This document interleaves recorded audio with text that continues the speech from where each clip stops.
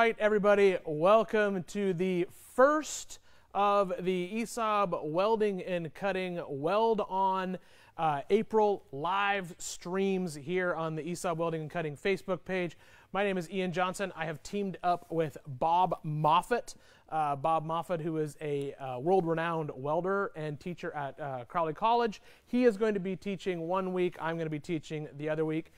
We reached out to you through social media not too long ago to ask what you wanted to learn, and you guys fed us a pile of information, so that's what we're here to do today. So today's first lesson is basically going to be, we're going to call it like Introduction to TIG Welding, or maybe just basic TIG setup. So what I've got here is I've got my whole live stream package. If you see me occasionally look over here, that's because I am looking at a monitor over here that's telling me what camera is showing you guys at home what I am looking at. So occasionally I'm just going to be clicking over here to get the next shot set up. So we'll start from the very beginning. I've got my little lesson plan right here in front of me. So the first thing I want to do is I want to double check, can somebody drop me a comment to let me know if they can hear me okay? Does the audio look all right? Is everything looking good?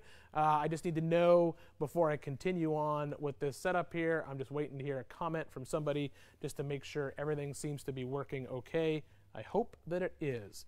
So we're just going to wait for that comment. Waiting for somebody to comment. Yep, loud and clear. Thank you, Frank Cox. Frank jumped in there to let me know that he can hear me. That is possibly the most stressful part about doing these live streams, is you don't really know what's going out there because I'm talking to a camera right here and I can't have it playing in the background. So once again, we will start basic TIG setup. So the first thing that I want to talk about is PPE. Now PPE stands for personal protective equipment. Now I'm a big proponent of this. No matter what, even if you're just working in your shop at home, you always want to take care of yourself. Welding is, I don't want to say it's dangerous because it's really not. It is, it's an exciting, fun way to spend your time, but you need to take care of yourself. So there's a few things that you obviously need to have. The first thing is going to be a welding helmet. You want to have a welding helmet at your disposal. And for TIG welding, I have two different shades that I work with on my welding helmet. If I'm welding steel, I usually run around a 9 or a 10. If I'm TIG welding aluminum, sometimes I'll step that up to a 12 or a 13, especially if I'm going to be doing a lot of aluminum TIG welding. I find that it seems to be a little bit brighter and it affects my eyes. One thing you might want to try out with your welding helmet is different colored lenses if you can. This is my Sentinel A50. I have a clear cover over the lens right now. It comes with a yellow lens protector when you first get out of the box. I kind of find that the clear, I seem like be able to identify the arc just a little bit better. I like the color with the clear. That's just personal preference. But mess around with that a little bit just to try it out for yourself. Second thing, most important thing in my opinion, long sleeves. A lot of people think just because that they are TIG welding, they don't necessarily need to wear long sleeves or a welding jacket because there's no weld spatter. Well, the long sleeves aren't there to protect you from weld spatter. They're there to protect you from the UV rays that come off of the weld. If you've ever seen anybody who welds a long time in short sleeves, you'll see they end up with a sunburn, and you don't want that. That's just a huge issue. That's no different than going outside without sunscreen. You want to have long sleeves on. You want to have welding helmet. You also want to have some gloves. Now the gloves don't need to be as thick as a MIG welding glove. They can be a thinner material. You actually want them to be a little bit thinner. I like these gloves here. They're like a super thin, almost like a deer skin. The problem is over time, these gloves, because the leather is so thin, they get hard over time. So you will be replacing these gloves if you do a lot of TIG welding. The reason that you want to have a thinner glove is you want to be able to feel that filler metal in your fingers when you're feeding it into the weld. Thick glove, hard to do that. So you want to have a good set of gloves. Gauntlet gloves, that's what these are called, are good because they go up, and that way if your shirt does sneak up a little bit, you don't end up with any exposed skin. Welding beanie, not necessarily needed when you're doing TIG welding. That's a personal preference thing. And then safety glasses. Realistically, you know, you should have them on all the time when you're in the shop. Get a pair of super comfortable safety glasses that you don't mind wearing all the time. When I TIG weld, I tend to wear a set of reading glasses. I have some reading glasses that are also safety glasses because I want that magnification for when I can actually get in there and really see the arc. Play around with different strengths of reading glasses. Just because you wear one set of reading glasses when you read, step it up a little bit and get a little bit bigger reading glass, a little bit stronger reading glass when you weld. It can actually make your weld a little bit better because you can see the definition of the puddle, and more importantly, it won't tire out your eyes as much as you're working. So the welder that we're going to be using today is my ESAB Rebel AC/DC TIG, AC/DC multi-process machine. The reason that we're using that machine is not just because this is obviously on the ESAB Welding and Cutting Facebook page. The reason we're using that machine today is because it is a true weld anything, go anywhere machine. So this is the machine that's always ready to rock in my shop, no questions asked. I use it on all my projects. It's a MIG, TIG, and stick, but most importantly, it's an AC and a DC TIG machine, and it has all the options that we're going to be talking about today when it comes to the setup and the parameters of the machine. So we've covered PPE, and we've covered the machine that we're going to use.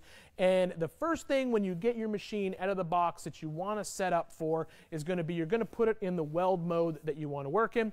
If you have a multi-process machine like this, make sure that you follow the prompts on the screen. If it doesn't have a screen, check the owner's manual, because usually if you're switching from a MIG mode to a TIG mode, it's going to ask you to reverse the polarity. So whenever we're TIG welding, if I'm talking internationally here, there's going to be a little bit of confusion because in America, or North America, we tend to stick the ground into the negative side and the power into the positive side. But when we are TIG welding, we are setting that up in basically reverse polarity. So you will have your torch feeding into the negative output of the machine, and the ground clamp will be going into the positive output of the machine. That is how this machine is set up. Once again, check your owner's manual and make sure you're setting up your machine correctly. That is biggest mistake I see people when they just pull the machine out for the very first time and plug it in and use it. Quite often they get the polarity mixed up. So make sure that you've checked that polarity.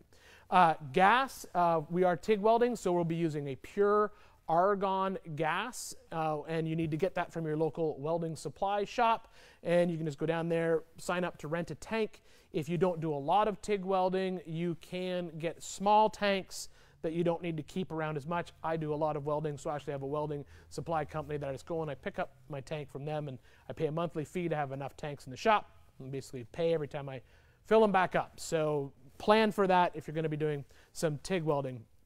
Now we're going to talk about the parts of the torch. So when you take the torch apart to look inside of it, there's a lot of things going on inside of there. So on your screen right now, on your right are what are called the back caps. So the back caps come in different lengths. There's stubby back caps, short back caps. When you pull the torch out of the box for the very first time, you're going to have basically a full length back cap on the back.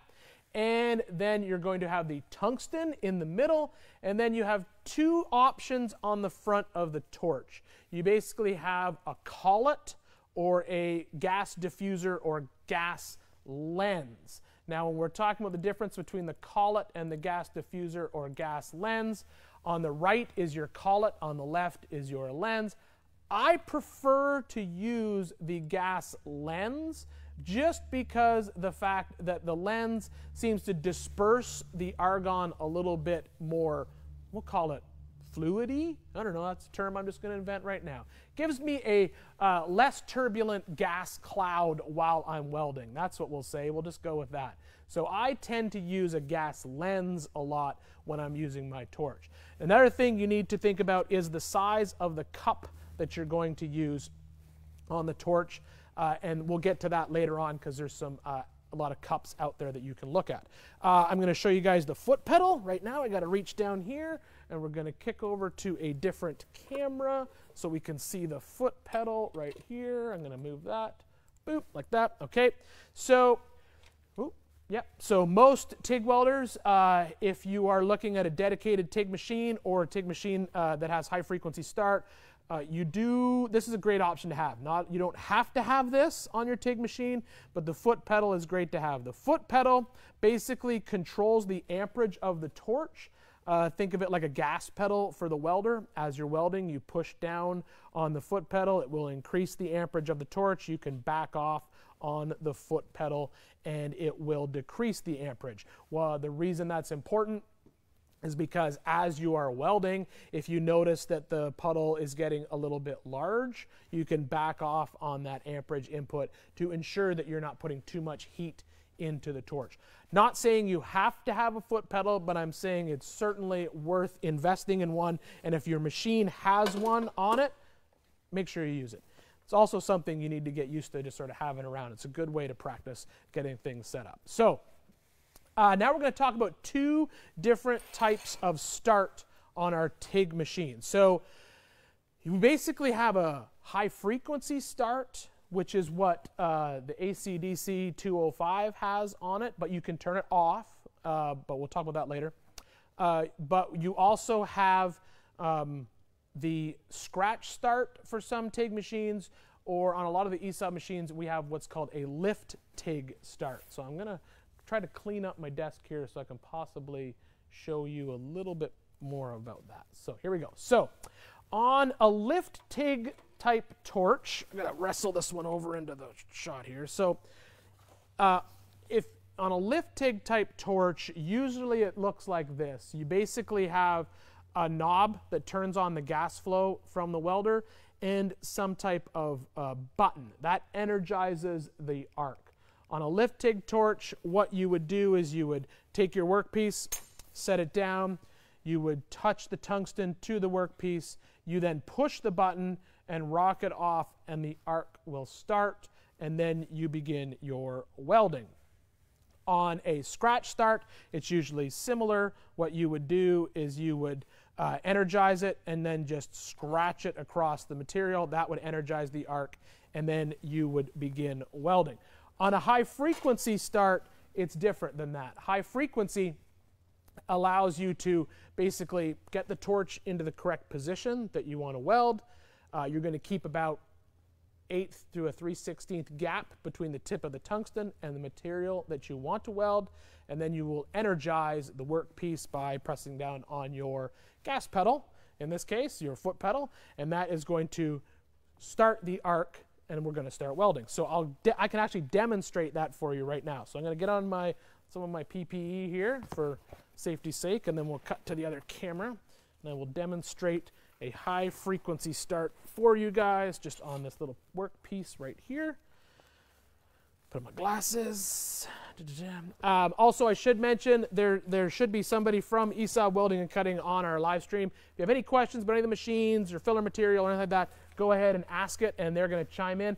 I will, at the end of the video, kick over, scroll through some of the questions and see what's going on, and I will answer what I can. So I'm going to kick this over to DC. Here we go. So now I have it set for high frequency start. DC TIG. I have a piece of steel right here. I'm going to merge this over. There we go. A piece of steel right here.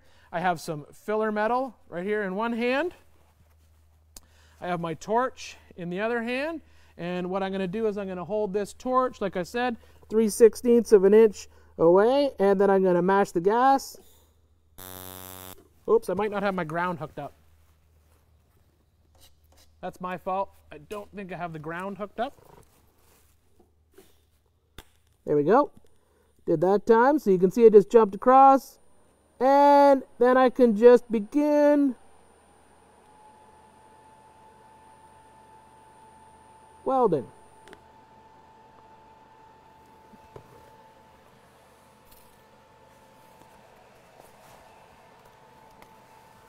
Okay, so that is just basically a very simple, I don't know if it'll focus, very simple bead on a piece of plate that I had here just laying around the shop. Come back over to here. So that is our high frequency start demonstrated on a piece of mild steel welding here in the shop. You can hear that unlike MIG welding, where it's loud, snap, crackly bacon sound, doesn't happen. TIG welding is a very quiet, controlled weld in that case. So now we're going to talk, so that's our difference between a high frequency and a scratch or a lift TIG start. Now I want to talk a little bit about the amperage that you're going to set the machine at. So you basically are going to start right away by unpacking your TIG welder. You've got your PPE out, you have everything in place, got your torch, you've chosen your collet, you've chosen your tungsten, you've gotten it sharp. I should have mentioned that, I apologize. Your tungsten should be sharp at all times in these machines. Any of the inverter type machines, whether you're welding AC or DC, your tungsten is going to be sharpened. I'm going to show you an example of that sharpness on this piece right here in a second here. And then you need to determine the amperage that you're going to set the machine at. Now, there are some resources out there that you can get. So this is, I got to make sure I get the right side. Make sure I get the right side for you guys. I'm going to cut to this. We're going to go over to this one. So this right here is basically a welding calculator.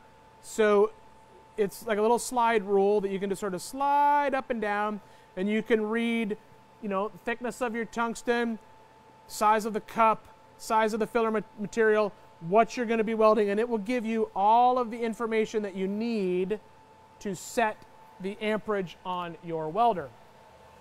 There is a basic rule of thumb that you can follow, and that rule of thumb is for every 1,000th of an inch of material that you're going to weld, you need about 1 amp. So this material is 1/8 inch plate, so I would set my machine at about 125, 130 amps, and I would weld it. Anything, and as I increase the thickness of that plate, obviously I would increase the amperage on the machine. Some people like to just take the machine and immediately max it out and run the whole thing with their foot. That's one way to do it. You can just take the machine, roll it up to all the amperage, and run it with your foot. That gets a little bit tricky if you have a 210 amp machine and you're working with, you know, 18 gauge, 20 gauge steel, maybe some 1/8 inch plate. You're really not taking advantage of the foot pedal because you're only using the first half of it. So that's a little bit trickier to deal with. But that is one option you can do. I prefer sort of the rule of thumb method myself. Post flow. Now the post flow on the machine is a setting that you can set in the parameters guide if it's one of these Rebels, or most machines have it as just a dial on the front. Post flow is referring to the amount of seconds that argon continues to flow out of the torch after you weld. You want to set that for, well, it really depends. If you're paying for your own argon, maybe a second or two. If the company's paying for your argon, guys will run that all day long. Post flow, basically you want to have, you know, sometimes 0.7 seconds to a second is acceptable. You basically want to have argon flowing until you visibly see that TIG weld no longer be cherry red in your helmet. And most importantly, you don't want to move the torch. Probably the biggest mistake I see people do when they're welding is basically what they do is they finish that bead, and then as soon as they get to the end, they're all excited, they want to see it, so they just pull the torch away and want to look at it. But the problem is when you do that, you're basically robbing the tail end of that bead from your argon, and you want to continue that flow. It not only protects the tungsten from contamination, but it protects the weld. So you want to, when you're done welding, you want to basically go down the bead, stop, let it sit, let it rest, and then pull it away to see the weld. I know it's exciting, especially if it's your first couple times using your TIG welder, but it is something I see people do quite often with their welder. Another thing we need to talk about is torch angle. So while you're using your torch, you want to try to keep your torch as close to vertical against the weld as you can. You do obviously sometimes have to tilt it back about 10 to 15 degrees as you move it down the workpiece, especially if you're adding filler material into the weld. because you need a little spot to sort of add the filler material. The movement that you're doing, just so you can tell here, it's kind of hard to see on that camera, but I'll show it to you. You know what I'll do? Here's what I'll do. Just for fun, we are going to, you're coming for a ride. There we go. Hold on. There we go.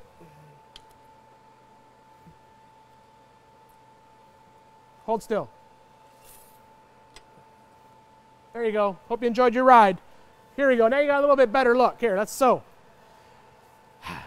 Torch angle, as I said before, you're going to want to have this torch approximately 90 degrees to the workpiece while you're welding. That's really tricky. I'm trying to hold it 90 degrees and look in the TV at the same time. That's a little bit hard to do. So, and while you're welding, but you're going to tilt it back about maybe 10 degrees, and you're just going to move the molten puddle, add the filler material, move it, add the filler material, move it, add the filler material. Sometimes what you'll do is you'll move it a bit and then lift it up and add the filler material. That's just personal preference, really.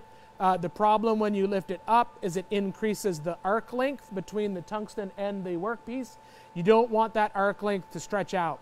Another rookie mistake I see people do when they're welding is they don't move along the workpiece. They just kind of angle the torch as they go like this, and they end up walking that arc, because this arc is going to come out of this tungsten down to the workpiece.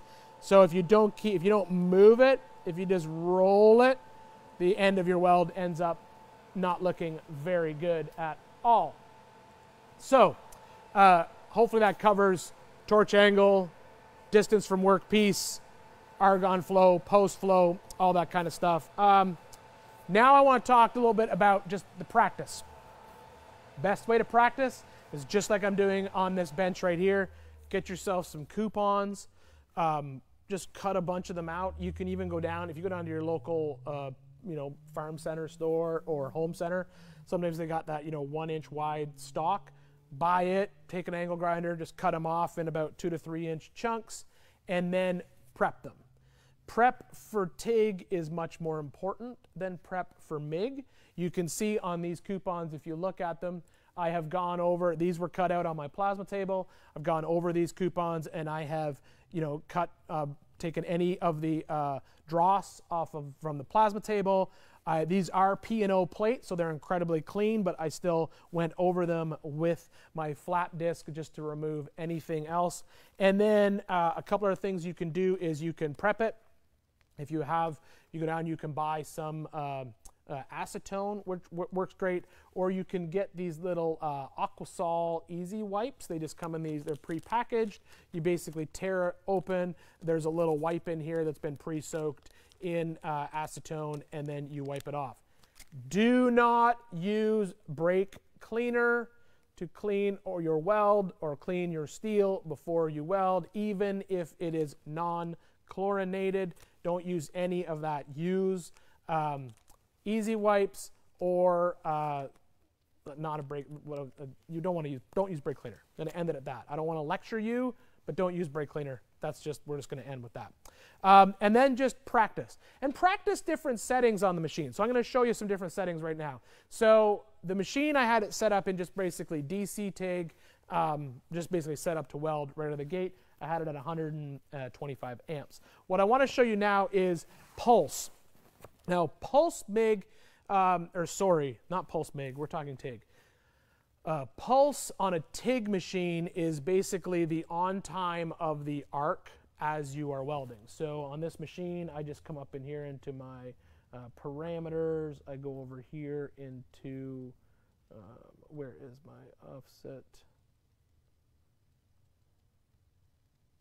Post flow, pre-flow. Oops.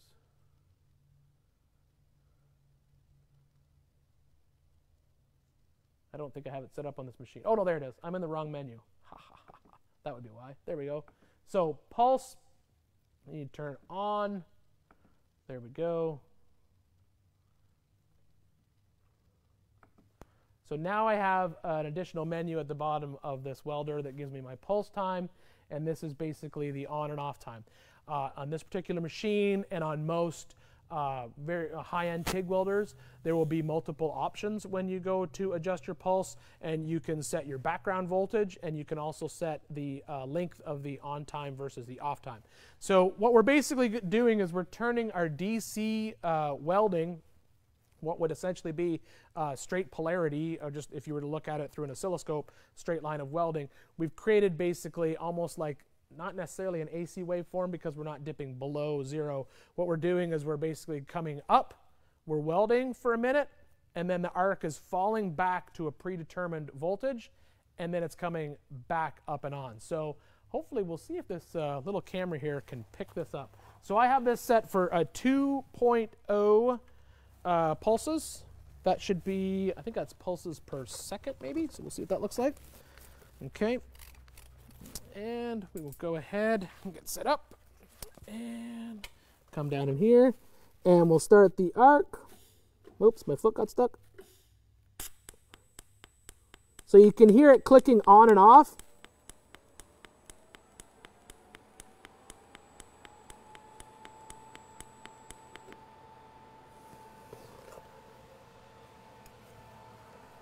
So here's one thing about a pulse setting that is really good for a new welder. Let me click over the merge. Here we go. I'm back.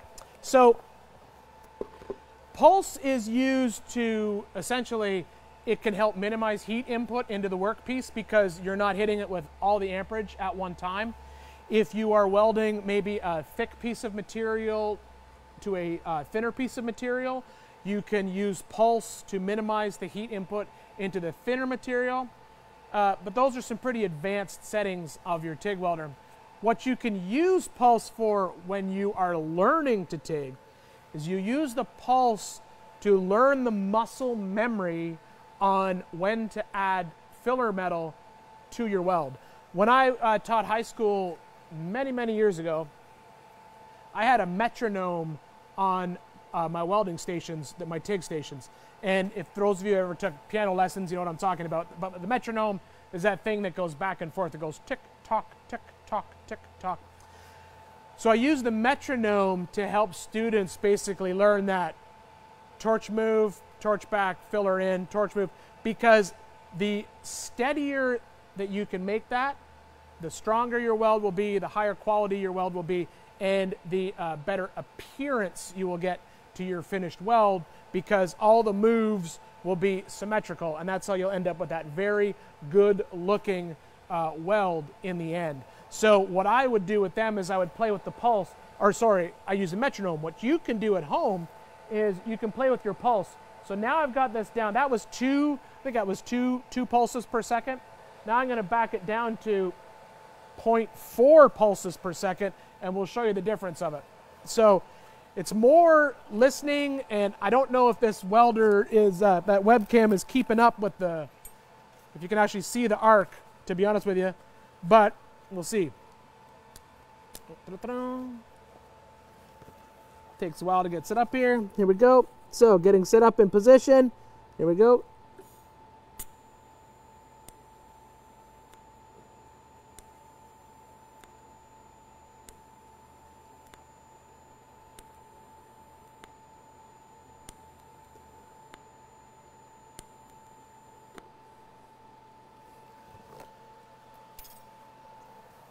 So you could hear the difference in that and probably see it hopefully as well. The difference between the pulses. So what I was doing is I was moving the torch when the pulse happened, and then stopping when it changed, and then moving when it happened, stopping when it changed. And that's a good way just to sort of learn the muscle memory required to get that consistent TIG weld as you weld. So pulse, you can use that pulse not only as a way to improve your weld as you become a more proficient welder, but as a beginning welder, you can use it as just sort of a teaching tool for yourself to learn that kind of stuff. So now that's DC TIG. I'm going to touch just slightly a little bit on AC TIG, just because I have a machine that can also do AC TIG as well, and there are some adjustments for AC TIG that will definitely help you out. I'm right at 30 minutes right now. We are trying to keep these around 30 minutes, but I'm the teacher, I make the decision here, and my decision is that we're gonna keep going and we're gonna do some AC TIG. So, let's talk a little bit about AC TIG. We'll start from the top. Just like everything else, AC TIG, once again, PPE. One thing that I do want to add into this, if you're doing a lot of aluminum work, you should consider getting a respirator, some type of mask. You should consider, if you're doing a lot of stainless, that's another point where a fresh air system or a mask can definitely help out in that world because of just the off-gassing that's going to happen while you weld. Mild steel, it's probably something that you're not going to, you don't really have to be concerned about it. But if you start to get into some alternative materials like aluminum, stainless steel, or titanium welding, that's when you're going to want to start looking at the very least, masks, fresh air systems for your respirator. Just talk to your welding supplier or talk to someone else who does that type of welding, and they will tell you what they wear and what they use. So first thing we're going to do is we're going to talk about the machine setup. It's almost identical. On this machine, all I have to do is go back to my main menu, kick it over to AC TIG, and I'm ready to go. I'm going to do a quick little bead here, and then we're going to talk a little bit about some of the settings of the machine that you can change while AC TIG welding. So AC TIG welding, obviously we're going to be welding aluminum. I have a nice little piece of scrap aluminum here. There we go. You can just see how that little camera likes AC TIG. So setup, everything's the same. We used to have to, if your first TIG machine is an older machine and what we refer to it as a transformer machine, that machine is not a inverter technology machine. It's probably going to be really big. Your setup is going to be slightly different. You're going to have to run a green tungsten in your torch. You're going to want to put a ball on the end of the tungsten. But most people nowadays who are getting a TIG machine are going to be getting a inverter technology machine, a machine that's inverter powered. That's something you need to ask if you've bought your TIG machine.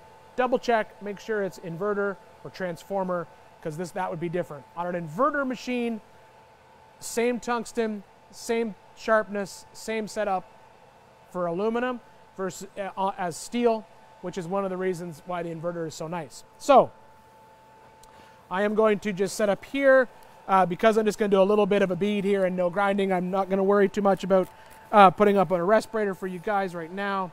I'm just going to run a little bead. So you'll definitely, first thing you'll notice is the difference in sound. So here we go.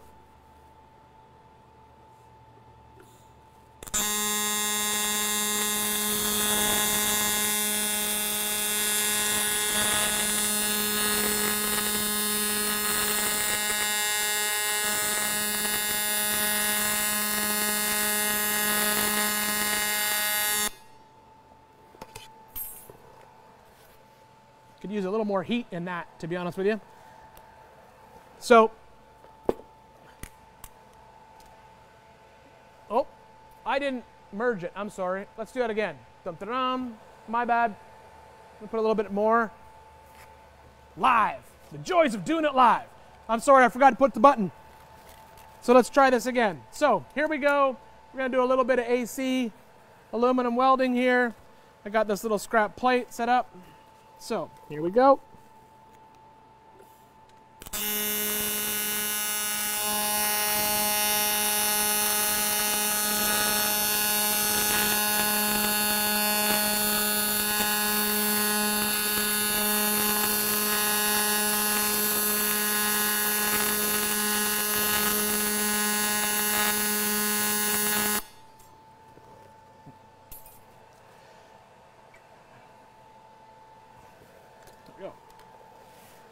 The sound difference is because we are welding now in AC, or alternating current. If any of you have you remember old fluorescent lights before LED technology came along, and sometimes you could see the fluorescent lights flicker. What you were seeing was actually the pulses of the alternating current come through the wall to run the light. So AC current is that big swoopy sine wave that you see when you are looking in science textbooks or electrical manuals and they're showing you AC current. So what you have is you have a percentage of time that we are on the positive side of the AC slope and a percentage of time when we are on the negative side. And that is that buzzing sound. So it's like switching back and forth. Old transformer machines, you literally were just using the AC current, AC wave that came out of the wall. New inverter technology machines, we're creating our own AC wave by switching it quickly inside the machine from positive to a negative. So we're basically creating a very squared off sine wave. That's why we can run with the sharpened tungsten, and that is why you can end up with some very impressive beads with your AC machine if it's a, if it is an inverter machine. Now there's other settings that you can do inside the machine that will affect what your bead profile will look like for that AC setup. Now what I'm going to do is I'm going to switch this off so we don't hear the fan, because what I have is I have some video here of me. Hold on. Okay.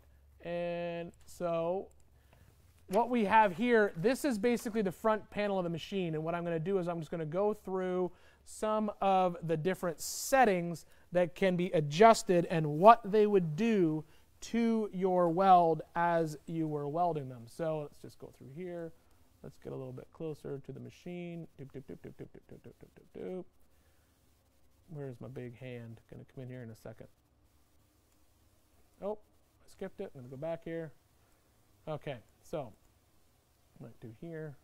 All right, so, nope, back further. My fault. All right, so the first thing that we can adjust is the balance control. So that's the balance control right there.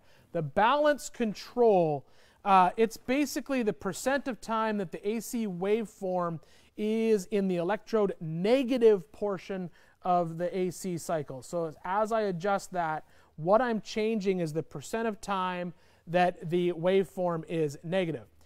Usually we like to run it at 70% or above. That's going to provide a good amount of cleaning action. It'll remove oxides, but it does put a little bit more heat into the workpiece. So you have to pay attention to that, above 70%. More electrode negative also helps keep your tungsten sharp. The next thing that we can adjust is our, one item that we adjust a lot is our frequency adjustment. Now I'm going to fast forward through this video until we get to the frequency adjustment. Okay, so we're going to come up here. So frequency adjustment, this is what I was talking about before. This is the number of hertz or cycles per second that we are allowing the tungsten to stay positive versus allowing the tungsten to go negative. You can see this machine right now is set at 150 hertz. And you can see underneath that 150, you can see where our sine wave is very squared off, which is very different than the big swoopy sine wave. And that is because we're creating our own sine wave inside this machine because of inverter technology. You turn this, the cycles per second or hertz up or down depending on how you weld. Basically, lower frequency is going to provide a wider weld bead. Higher frequency, it's going to concentrate that arc. It's going to prevent it from wandering.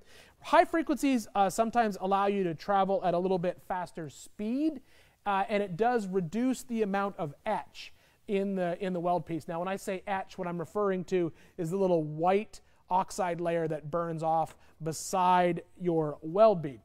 Now, the next thing that we can adjust inside the welder is our amplitude offset.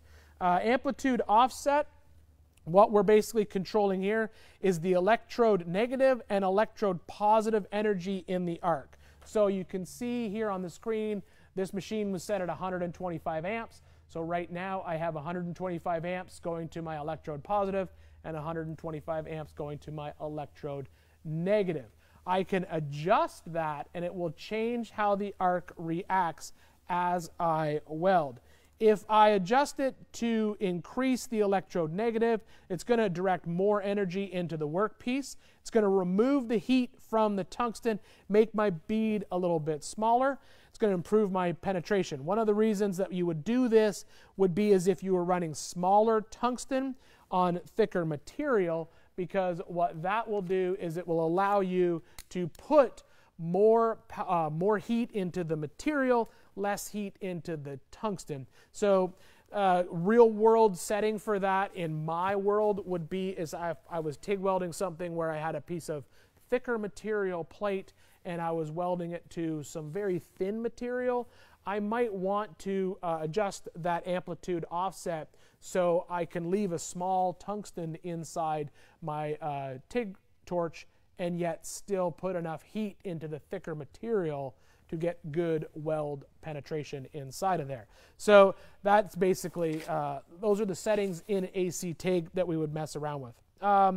So the next thing I want to talk about is going to be some possible torch upgrade options that you might want to think about. And I'm going to set my, I didn't want to take you for a ride this time. I'm just going to set up my big camera here. And we're going to go ahead down here and get ready to look at that. So if we come in here, I'm going to tilt that up a little bit. There we go. Okay. Once again, thank you so much for dealing with this one-man show action that we got going on here. So we will go now to some TIG Torch upgrades. Probably, aside from the gas lens, one of the most popular things that people talk about a lot nowadays are these oversized cups. Now, the oversized cup that we see a lot of people use, I'm sure all of you watch videos on Instagram of people TIG welding, and you'll see a lot of these being used. There's lots of companies that make them. These are from FUPA. These are BBW, and then a Monster cup from Arc Zone is what I have in my hands right here. What these cups do is they increase the overall diameter of the shielding gas cloud as it leaves the torch. They often have this additional diffuser element inside to help that cloud diffuse slightly before it hits your workpiece. Now, why would you use an oversized cup? What that's going to allow you to do is have more stick out on your tungsten, because when you add the oversized cup, because the argon shielding gas cloud is so large back here at the head of the torch, you can run a longer stick out of the tungsten. You would use that in applications where maybe you can't get the torch into some tight areas that you are welding. Some people prefer it because they find that with the larger cup and longer stick out, it's easier for them to see the arc as they weld because they're not having to adjust their head to look around the torch head. One thing you do need to pay attention to when you step up to those cups is you will go through a lot more argon as you weld, so you're going to increase the consumption on your argon bottle.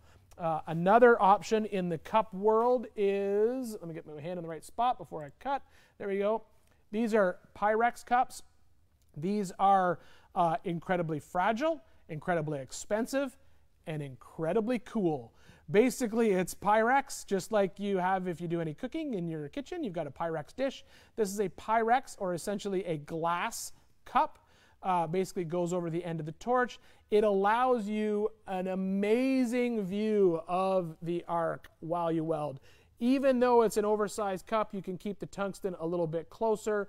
You will, honestly, when you switch to a Pyrex cup, it's going to be hard to go back to a regular cup. The only risky thing about these Pyrex cups is, as I said, they're incredibly fragile. You want to be very careful with them. If you get a Pyrex cup, after you pay for it, you will treat it like it's your new best friend, and you will store it safely around your shop. And more importantly, you will make sure you have one of these, which is a TIG torch holder, because if you put that Pyrex cup and then just lay the torch on the bench and walk away, I think there may be some type of magnet inside this Pyrex cup to concrete, because the torch is going to fall and it's going to land on that concrete and break, and you will cry and you will be sad. So there you go, guys. Hopefully that was a good introduction to TIG welding.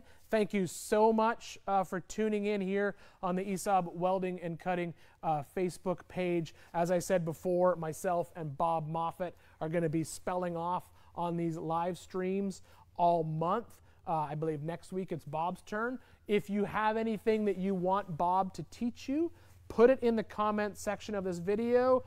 Go back and comment on any of the Weld-On posts that ESAB has made either on Instagram or on Facebook. We sort through those comments to decide what it is that we're going to teach. Before I officially sign off, I'm going to jump over to the other screen over here and see if I can scroll down, and maybe it's going to see if there's any questions. Oh, somebody said you're only talking about steel TIG. What about aluminum? I'm assuming you watched the rest of the video. Here we go. I like my tube 3 or 4 years now. Got a great little machine. I'm just sort of scrolling through some comments here to see what people. Okay. Visual's pretty good for webcam. Thank you very much for posting that. I couldn't tell because I was welding and I couldn't see what was going on. Keep scrolling down, looking through. I've always wanted to learn TIG welding grade information. Okay, so it looks like no questions on there that I need to jump on. The only other piece of advice I would honestly give you guys is if you're going to practice some TIG welding, and this is honestly a great time if you are stuck at home in your shop, this is a great time to just get out and practice your welding. The only other piece of advice I would give you is anytime you're going to TIG weld something on your project or on something that you plan to weld, if you watch how a professional welder does it, they've learned over the years. They don't just walk in, pick up the torch, walk over to whatever they're going to weld, and begin welding. They will usually grab a piece of scrap of the same material with the same setup. If it's thick, they're going to run the same bevel on it. They're going to go and they're going to fine-tune the machine as they go, just to make sure that everything is set up correctly before they start welding. Especially if you're going to be doing any tube welding, if you're going to be welding a roll cage or a chassis or any type of tube that you're going to weld on your project, it is a great idea to grab some pieces of scrap tubing, notch them, cope them, get them ready, prep them, clean them. Most important part of any TIG weld is cleaning the material, both inside the tube and on the outside of the tube, and run a couple practice beads on it. This is a great time to just go out to your shop, sit down at your bench, grab your TIG machine, practice any beads that you have, practice different joints, practice different settings on the machine, especially if you're doing some AC. Play with all those parameters and see how they change your weld. All that practice is going to make you a better welder in the long run. Once again, guys, I want to say thank you so much for joining me here on the ESAB Welding and Cutting Facebook page. We'll be back next week with another live welding lesson for April, National Welding Month here. Thank you so much. I'm going back. I'm going to start working on that 53 Willys wagon again right now.